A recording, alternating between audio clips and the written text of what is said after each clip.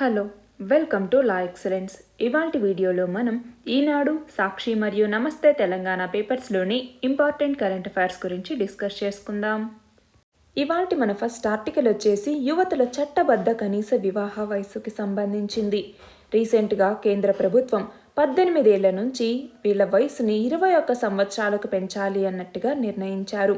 దానికి అనుగుణంగానే 2006 నాటి బాల్య వివాహాల నిషేధ చట్టం దీనికి సవరించడానికి ఒక బిల్లుని పార్లమెంట్లో ప్రవేశపెట్టింది.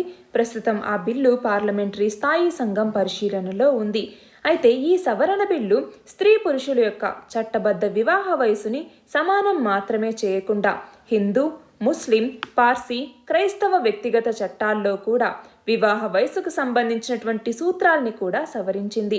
అయితే ఈ కొత్త చట్టం అమల్లోకి రాకముందే ముస్లింలు వాళ్ళ యొక్క ఆడపిల్లలకి పెళ్లిళ్ళు చేసేయాలి అన్నట్టుగా తొందరపడుతున్నారు అన్నట్టుగా కొన్ని వార్తలు అనేవి వచ్చాయి. మనం చూస్తే ఈ ఏడాది ఫిబ్రవరి, మార్చి నెలల్లో అసెంబ్లీ ఎన్నికలు జరగబోతున్నటువంటి ఉత్తరప్రదేశ్, ఉత్తరాఖండ్ వీటిలో కూడా వివాహ వయసు పెంపు బిల్లు మీద ఇప్పటికే రాజకీయంగా బలమైనటువంటి పోరు అనేది మొదలైంది. బీజేపీ ప్రభుత్వం ఈ బిల్లు ముసుగులో ముస్లిం వ్యక్తిగత చట్టాల్లో జోక్యం చేసుకుంటోంది అన్నట్టుగా యూపీలో సమాజ్వాదీ పార్టీ నాయకులు నిరసిస్తూ ఉన్నారు. అలాగే మహిళా సాధికారత కోసం మేము తీసుకొచ్చిన బిల్లుని ప్రతిపక్షం రాజకీయ దురుద్దేశాలకి వాడుకుంటోంది అన్నట్టుగా బీజేపీ వాళ్ళు చెప్తూ ఉన్నారు. మరొక వైపు ఈ యువతుల వివాహ వయసుని పెంచటంలో హేతుబద్ధత ఏంటి అన్నటువంటి ప్రశ్న కూడా వస్తోంది. ఇతర దేశాలు అనుసరిస్తున్నటువంటి పద్ధతుల్ని గనక మనం పరిశీలిస్తే అమెరికా, బ్రిటన్ లాంటి అభివృద్ధి చెందినటువంటి దేశాలతో సహా మొత్తం 140 దేశాల్లో యువతుల యొక్క కనీస వివాహ వయసు 18 ఏళ్లే. స్త్రీ పురుషులకి వివాహ వయసు 18 ఏళ్లుగా ఉండాలి అనేసి 2008లో భారత లా కమిషన్ సిఫార్సు చేసింది. అలాగే 1999లో ఐక్యరాజ్య సమితి కూడా ఇదే సిఫార్సు చేసింది అన్నట్టుగా ఇక్కడ చెప్తూ ఉన్నారు. ఈ మహిళల వివాహ వయసుని 21 సంవత్సరాలకు పెంచే బిల్లుని పరిశీలించే పార్లమెంటరీ స్థాయి సంఘం ఏదైతే ఉందో ఈ స్థాయి సంఘంలో స్త్రీలకి తగినటువంటి ప్రాతినిధ్యం లేదు అన్నటువంటి విషయం ప్రస్తుతం చర్చనీయాంశమైంది. లోతుగా అధ్యయనం చేసేందుకు ఈ బిల్ని లోక్సభ డిసెంబర్లో స్థాయి సంఘానికి నివేదించింది. ఈ కమిటీలో మొత్తం 31 మంది ఉంటే అందులో రాజ్యసభ సభ్యురాలు సుష్మితా దేవ్ ఈమె ఒక్కరే మహిళగా ఉన్నారు. దాంతో స్త్రీల ప్రాతినిధ్యం పెరగాలి అన్నటువంటి డిమాండ్లు కూడా వస్తూ ఉన్నాయి. మహిళలకి సంబంధించిన బిల్లుని అధ్యయనం చేయాల్సిన కమిటీలో నిష్పాక్షికమైనటువంటి నిర్ణయాలకి చోటు దక్కాలి అంటే స్త్రీలకి సగభాగం ప్రాతినిధ్యమైనా ఉండాలి అన్నట్టుగా నిపుణులు చెప్తూ ఉన్నారు. అయితే ఈ బిల్లు వెనుక అంతర్యం మహిళా సాధికారతే అన్నట్టుగా కేంద్ర ప్రభుత్వం మాత్రం చెప్తోంది. ఏదేమవుతుంది అన్నటువంటిది మనం చూడాలి. ఇక్కడ క్వశ్చన్ చూడండి. ప్రస్తుత పార్లమెంటరీ స్థాయి సంఘం పరిశీలనలో ఉన్న బాల్య వివాహాల నియంత్రణ సవరణ బిల్లు ప్రకారం యువతుల చట్టబద్ధ కనీస వివాహ వయసుని ఎంత నుంచి ఎంతకు పెంచాలని నిర్ణయించారు. ఎంత నుంచి 18 సంవత్సరాల నుంచి 21 సంవత్సరాలకి పెంచాలి అన్నట్టుగా నిర్ణయించారు. మన నెక్స్ట్ ఆర్టికల్ వచ్చేసి రహదారి భద్రతకి సంబంధించి. రహదారి భద్రతా పరంగా మన దేశంలో తమిళనాడు మెరుగైనటువంటి పనితీరును కనబరుస్తోంది అన్నట్టుగా తమిళనాడు మార్గం ఆదర్శంగా ఉంది అన్నట్లుగా ఈ ఆర్టికల్ అన్నమాట. ఇక్కడ ఏంటి మనం చూస్తే గోల్డెన్ అవర్ అన్నటువంటి ఒక వర్డ్ ఉంది. ఏంటి గోల్డెన్ అవర్ అంటే ఏదైనా ఒక రోడ్డు ప్రమాదం జరిగిన తర్వాత ఆ క్షతగాత్రులు ఎవరైతే ఉంటారో వాళ్ళకి మొదటి గంటలో అందేటటువంటి వైద్యం ఏదైతే ఉంటుందో అది చాలా కీలకమైంది. దాన్ని దృష్టిలో పెట్టుకుని ప్రాణాలని కాపాడేలాగా బాధితులకి అత్యవసరమైనటువంటి రక్షణని అందిస్తే చాలా వరకు వాళ్ళ ప్రాణాలని కాపాడొచ్చు ప్రమాదం నుంచి. అందుకే దాన్ని గోల్డెన్ అవర్ అన్నట్టుగా పిలుస్తూ ఉంటారు. అలాంటి ఈ గోల్డెన్ అవర్ టైంలో అత్యవసర రక్షణగా తమిళనాడు రాష్ట్ర ప్రభుత్వ ఆధ్వర్యంలోనే 48 గంటల పాటు ఉచిత చికిత్స అందించటానికి కొత్త పథకాన్ని ప్రారంభించింది. దానికోసం రాష్ట్ర వ్యాప్తంగా 609 ఆసుపత్రుల్ని ఎంపిక చేశారు. వాటిల్లో బాధితులకి తొలి 48 గంటల్లో అందించేటటువంటి వైద్య ఖర్చుని ఈ తమిళనాడు రాష్ట్ర ప్రభుత్వమే భరిస్తుంది. ఆ తర్వాత వైద్యం అవసరమైతే ప్రైవేట్ ఆసుపత్రుల్లో చేర్చినటువంటి వాళ్ళని ప్రభుత్వ హాస్పిటల్కి తరలిస్తారు. బాధితులు ఖర్చు చేస్తాము, మేం భరిస్తాము అంటే ప్రైవేట్లోనే ఉంచటం జరుగుతుంది. వైద్యం కోసం అన్ని రకాల ఆరోగ్య బీమా సదుపాయాలను కూడా వినియోగించుకోవచ్చు. తమిళనాడు రాష్ట్ర పరిధిలో ఎక్కడ ఏ ప్రమాదం జరిగినా బాధితులు ఇతర రాష్ట్రాలు దేశాల వాళ్ళైనా కూడా ఈ పథకం వర్తిస్తుంది. దీనికోసం 81 ప్యాకేజీల్లో ఒక్కొక్క వ్యక్తికి ₹1,00,000 దాకా ఖర్చుని ప్రభుత్వమే భరిస్తుంది. ఇది తమిళనాడు తీసుకొచ్చినటువంటి పథకం అన్నమాట. మన దేశంలో ట్రాఫిక్ నిబంధనలు, రోడ్డు ప్రమాదాలు వీటి మీద ప్రజలకి అవగాహన కల్పించటం కోసం ప్రతి సంవత్సరం జనవరి 11 నుంచి 17 వరకు కూడా జాతీయ రహదారి భద్రతా వారోత్సవాన్ని నిర్వహిస్తూ ఉన్నారు. మనం చూస్తే ఏదైతే రోడ్డు ప్రమాద బాధితుల సహాయానికి స్వచ్ఛందంగా ముందుకొచ్చే వాళ్ళు ఉంటారో అలాంటి వాళ్ళని అంటే గుడ్ సమారిటన్స్ అంటాము. వాళ్ళని ప్రోత్సహించే పథకాన్ని కేంద్ర రోడ్డు రవాణా, జాతీయ రహదారుల మంత్రిత్వ శాఖ 2021 అక్టోబర్లో ప్రారంభించింది. గోల్డెన్ అవర్లో బాధితుల్ని ఆసుపత్రులకి తరలించి ప్రాణాలు కాపాడినటువంటి వాళ్ళకి ₹5,000 పారితోషికంతో పాటుగా ప్రశంసా పత్రాన్ని కూడా అందిస్తారు. ఏడాదిలో ఒక్కొక్క వ్యక్తి 5 సార్లు బహుమతిని అందుకోవచ్చు.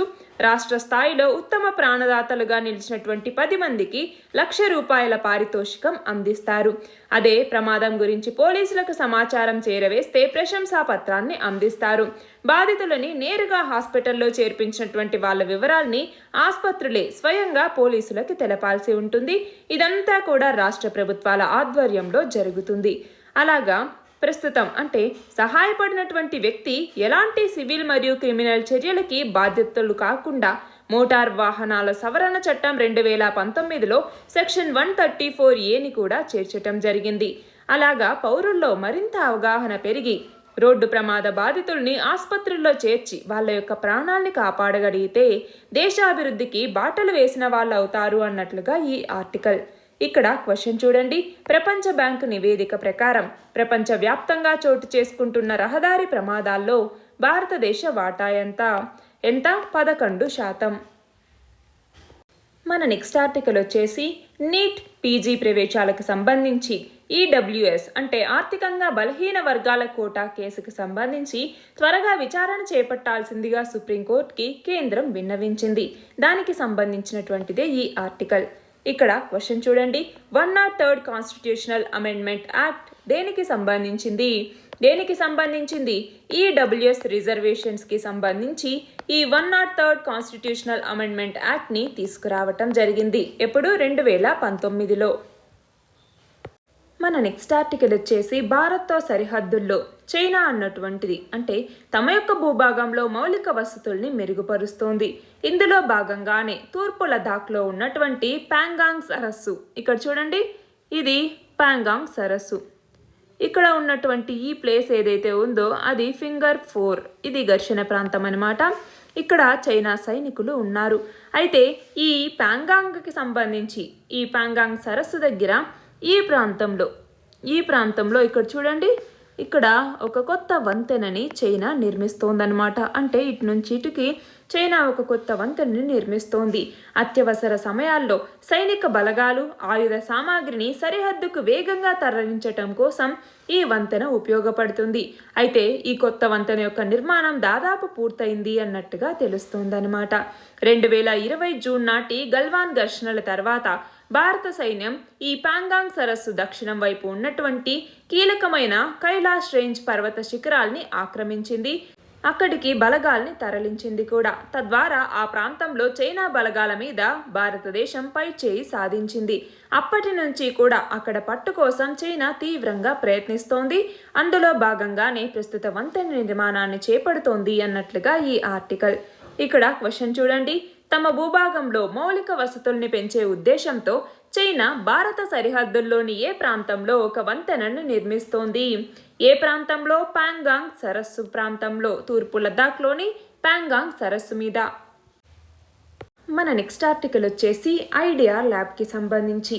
పుస్తక పరిజ్ఞానం కాకుండా సమస్యల్ని పరిష్కరించే నైపుణ్యం, వినూత్నంగా ఆలోచించే అభ్యర్థులు ఉండాలి అన్నట్టుగా ప్రస్తుత పరిశ్రమలు కోరుకుంటున్నటువంటి నేపథ్యంలో అఖిల భారత సాంకేతిక విద్యా మండలి AICTE అన్నటువంటిది తమకొచ్చే ఆలోచనలకి అంకుర రూపం ఇవ్వటం కోసం అవసరమైనటువంటి సౌకర్యాల కల్పనకి ఐడియా ల్యాబ్ అన్నటువంటి వాటిని ఏర్పాటు చేస్తోంది. దేశవ్యాప్తంగా 50 కళాశాలలకి వీటిని మంజూరు చేయటం జరిగింది. ఇందులో తెలంగాణ నుంచి 4, ఆంధ్రప్రదేశ్ నుంచి 5 కళాశాలలకి చోటు దక్కింది. విద్యార్థుల్లో ఇంజనీరింగ్ నైపుణ్యాలు పెంచడంతో పాటుగా వాళ్ళలో ఊహాశక్తిని పెంపొందించటం, లోతుగా ఆలోచించి విశ్లేషించటం, వినూత్న ఆలోచనల్ని ఆచరణలో పెట్టి అంకుర కేంద్రాలుగా వాటిని మార్చాలి అన్నటువంటిది దీని యొక్క ఉద్దేశం. అందుకే ఈ ఐడియా ల్యాబ్లని ఏఐసిటిఈ ఏర్పాటు చేస్తోంది. క్వశ్చన్ చూడండి, విద్యార్థులు ఆలోచనలకి అంకుర రూపం ఇచ్చేందుకు అవసరమైన సౌకర్యాల కల్పనకి ఐడియా ల్యాబ్ని ఏర్పాటు చేసిన సంస్థ ఏది? ఏ సంస్థ? ఏఐసిటిఈ, అఖిల భారత సాంకేతిక విద్యా మండలి అంటాము. మన నెక్స్ట్ ఆర్టికల్ వచ్చేసి ఇంటర్నెట్ లేకున్నా కూడా డిజిటల్ చెల్లింపులకి అనుమతించాలి అన్నట్టుగా రిజర్వ్ బ్యాంక్ ఆఫ్ ఇండియా నిర్ణయించింది. దానికి సంబంధించినటువంటి విధి విధానాలని విడుదల చేయటం జరిగింది. ఇవి వెంటనే అమల్లోకి వస్తాయి అన్నట్లుగా కూడా పేర్కొందనమాట. గ్రామీణ ప్రాంతాలు, చిన్న చిన్న పట్టణ ప్రాంతాల్లో డిజిటల్ చెల్లింపుల్ని ప్రోత్సహించాలి అన్నటువంటి లక్ష్యంతో దీనిని ఆర్బీఐ అమల్లోకి తీసుకొచ్చింది. కొన్నిసార్లు నెట్వర్క్ సరిగ్గా లేకపోతే కనుక డిజిటల్ చెల్లింపులు ఆలస్యం అవుతూ ఉన్నాయి. ఒక్కొక్కసారి ఖాతాదారు బ్యాంకులో అంటే వాళ్ళ ఖాతాలోంచి నగదు డెబిట్ అయినా కూడా వ్యాపారికి చేరట్లేదు. ఈ సమస్యకి పరిష్కారంగానే అసలు ఇంటర్నెట్ లేకున్నా కూడా ఆఫ్లైన్ ద్వారానే డిజిటల్ చెల్లింపులు జరిపేటటువంటి పద్ధతిని ఆర్బీఐ ఆవిష్కరించింది. కొన్ని ప్రాంతాల్లో దీన్ని 2020 సెప్టెంబర్ నుంచి 2021 జూన్ వరకు ప్రయోగాత్మకంగా పరిశీలించింది. అయితే దీని కింద ఒక్కొక్క లావాదేవీకి 200 మించకుండా మొత్తం 2000 రూపాయల వరకు చెల్లింపు అనుమతిని ఇస్తూ ఈ విధి విధానాల్ని రూపొందించింది. ఈ ఆఫ్లైన్ లావాదేవీల్ని కార్డులు, వాలెట్లు, మొబైల్లు లాంటి వాటితో చేసేటటువంటి వీలు అనేటటువంటిది ఉంటుంది. ఈ లావాదేవీలో ఏర్పడే వివాదాలు కూడా అంబడ్స్మన్ పరిధిలోకి వస్తాయి.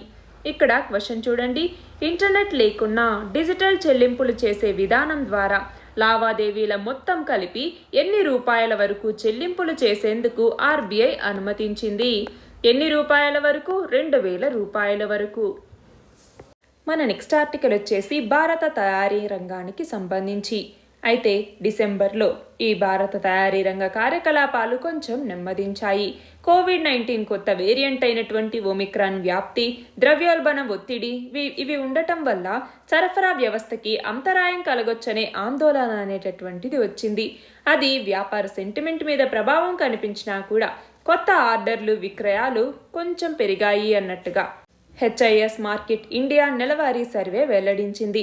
ఇందులో భాగంగా ఏంటి? తయారీ రంగ పర్చేసింగ్ మేనేజర్స్ సూచి లేదా మ్యానుఫ్యాక్చరింగ్ పర్చేసింగ్ మేనేజర్స్ ఇండెక్స్ అన్నటువంటి ఈ సూచీలో నవంబర్లో 10 నెలల గరిష్టమైనటువంటి 57.6 పాయింట్లకు చేరుకుంటే డిసెంబర్లో 55.5 పాయింట్లకే పరిమితమైంది. ఇక్కడ క్వశ్చన్ చూడండి, మ్యానుఫ్యాక్చరింగ్ పర్చేసింగ్ మేనేజర్స్ ఇండెక్స్ PMIని ఎవరు విడుదల చేస్తారు? ఎవరు? ఐహెచ్ఎస్ మార్కెట్ అన్నటువంటిది. ఐహెచ్ఎస్ మార్కెట్ అన్నటువంటిది నెలవారీ సర్వేని చేపట్టడం జరుగుతుంది. మన నెక్స్ట్ ఆర్టికల్ వచ్చేసి రహదారుల యొక్క నిర్మాణానికి సంబంధించి వివిధ శాఖల మధ్య సమన్వయ లోపం ఉంటోంది అన్నట్లుగా ఇక్కడ చెప్తున్నారు. ఇక్కడ కనపడుతున్నటువంటి ఈ హైవే ఏదైతే ఉందో ఇది హైదరాబాద్ వరంగల్ ప్రయాణికుల కోసం కరుణాపురం వద్ద జాతీయ రహదారుల సంస్థ NHAI ఆధ్వర్యంలో నిర్మించినటువంటి బైపాస్ రోడ్. ఒక మార్గమేమో వరంగల్ నగరంలోకి, మరొక మార్గం ములుగు వైపుకు వెళ్తాయన్నమాట. కానీ ఈ రెండు మార్గాలు కలిసే చోట జంక్షన్ని నిర్మించలేదు. దాంతో సర్వీస్ రోడ్ ద్వారా వరంగల్లోకి వెళ్లే వాహనదారులకి ఇబ్బందులు అనేవి వస్తున్నాయి అన్నట్లుగా ఇక్కడ చెప్తున్నారు. క్వశ్చన్ చూడండి, డేటా లేక్ అనే పోర్టల్ని తీసుకొచ్చిన సంస్థ ఏది? ఏ సంస్థ? NHAI అన్నటువంటిది డేటా లేక్ అనే పోర్టల్ని తీసుకొచ్చింది. దీని ద్వారా ఏంటి అంటే cloud based artificial intelligence power ఉన్నటువంటి ఒక బిగ్ డేటా అనలిటిక్స్ ప్లాట్ఫామ్ ఈ డేటా లేక్ అన్నటువంటిది. మనం చూస్తే అన్ని ప్రాజెక్ట్ డాక్యుమెంటేషన్, అలాగే కాంట్రాక్చువల్ డెసిషన్స్, అప్రూవల్స్ ఇవన్నీ కూడా ఈ పోర్టల్ ద్వారానే జరగాలి అన్నటువంటి లక్ష్యంతో ఈ డేటా లేక్ అనేటటువంటి పోర్టల్ని National Highways Authority of India తీసుకురావటం జరిగింది. మన నెక్స్ట్ ఆర్టికల్ వచ్చేసి రైతు భరోసా కేంద్రాలకి సంబంధించి. ఏడాదిన్నరగా అత్యుత్తమ సేవలు అందిస్తున్నటువంటి శ్రీ పొట్టి శ్రీరాములు నెల్లూరు జిల్లా దగదర్తి మండలం చెన్నూరు రైతు భరోసా కేంద్రానికి ISO సర్టిఫికేషన్ అన్నటువంటిది దక్కింది. ఇటీవల చెన్నై నుంచి వచ్చినటువంటి ISO ఏజెన్సీ బృందం ఈ కేంద్రాన్ని సందర్శించి రికార్డుల నిర్వహణ, పరిశుభ్రత, పారదర్శకంగా అందిస్తున్నటువంటి సేవలు, వీటిని ప్రామాణికంగా తీసుకుని అంతర్జాతీయ ప్రమాణాలకి అనుగుణంగా ఈ కేంద్రం ఉంది అన్నట్టుగా నిర్ధారించింది. ఈ మేరకి చెన్నూరు RBKకి ISO సర్టిఫికేషన్ని జారీ చేయటం జరిగింది. ఇక్కడ క్వశ్చన్ చూడండి, ఇటీవల ఏ రైతు భరోసా కేంద్రానికి ISO సర్టిఫికేషన్ లభించింది? ఏ కేంద్రానికి? చెన్నూరు RBK. మన నెక్స్ట్ ఆర్టికల్ వచ్చేసి భారత ఎగుమతులకి సంబంధించి. భారత ఎగుమతులు 2021 డిసెంబర్లోకి వచ్చేసరికి మొత్తం $37.29 బిలియన్ నమోదయ్యాయి. 2020 డిసెంబర్లో అంటే ఆ నెలతో పోలిస్తే ఇది 37% ఎదుగుదల. అప్పుడు $27 బిలియన్ ఈ భారత ఎగుమతులు నమోదైతే ఇప్పుడు $37.29 బిలియన్ నమోదైంది. ఎగుమతులకి సంబంధించి ఈ నెలలో ఒక స్థాయి స్పీడ్ అనేటటువంటిది పెరగటం ఇదే తొలిసారి అన్నట్టుగా వాణిజ్య పరిశ్రమల శాఖ మంత్రి చెప్పటం జరిగింది. ప్రస్తుత ఆర్థిక సంవత్సరం ఏప్రిల్ నుంచి డిసెంబర్ మధ్య ఎగుమతులు $300 బిలియన్ దాటాయి అన్నట్టుగా వెల్లడించారు. ఇక్కడ క్వశ్చన్ చూడండి, 2021 డిసెంబర్లో భారతదేశ ఎగుమతులు ఎంతగా నమోదయ్యాయి? 37.29 బిలియన్ నమోదయ్యాయి. ఇవాటి మన లాస్ట్ ఆర్టికల్ వచ్చేసి తెలంగాణ విద్యారంగానికి సంబంధించి. తెలంగాణలో 2011 జనాభా లెక్కల ప్రకారం తెలంగాణ అక్షరాస్యత 66.5%. తెలంగాణ రాష్ట్ర GDPలో 2% పైగా విద్యా వ్యవస్థకి ఖర్చు పెడుతూ ఉన్నారు. అయితే మనం చూస్తే దేశ స్థాయిలో 1% పైన మాత్రమే విద్యా వ్యవస్థ కోసం ఖర్చు పెడుతున్నారు. అయితే తెలంగాణ రాష్ట్ర ప్రభుత్వం 3 నుంచి 6 సంవత్సరాల వయసు చిన్నారి పిల్లలకి అంగన్వాడీ కేంద్రాల ద్వారా ప్రీ ప్రైమరీ అంటే నర్సరీ మరియు LKG, UKG విద్యని అందిస్తోంది. అయితే ఇలా తెలంగాణలో ఉన్నటువంటి మొత్తం 35,700 అంగన్వాడీ కేంద్రాల్లో 4,60,000 మంది విద్యని అభ్యసిస్తూ ఉన్నారు. ప్రభుత్వ పాఠశాలలు కూడా మొత్తము 63.4% ప్రభుత్వ ఆధ్వర్యంలో నడుస్తూ ఉంటే మిగిలినటువంటివి ప్రైవేట్ ఎయిడెడ్ పాఠశాలలు ఉన్నాయి. 1% లోపువి కేంద్ర ప్రభుత్వం ఆధ్వర్యంలో ఉన్నాయి. అయితే ప్రభుత్వ పాఠశాలలు మారుమూల గిరిజన, ఆదివాసీ, కొండ కోన ప్రాంతాలతో పాటుగా ప్రతి గ్రామంలో కూడా ఉన్నాయి. ప్రైవేట్ పాఠశాలలు మండల కేంద్రాలు, పట్టణ, నగర ప్రాంతాల్లో నడుస్తూ ఉన్నాయి.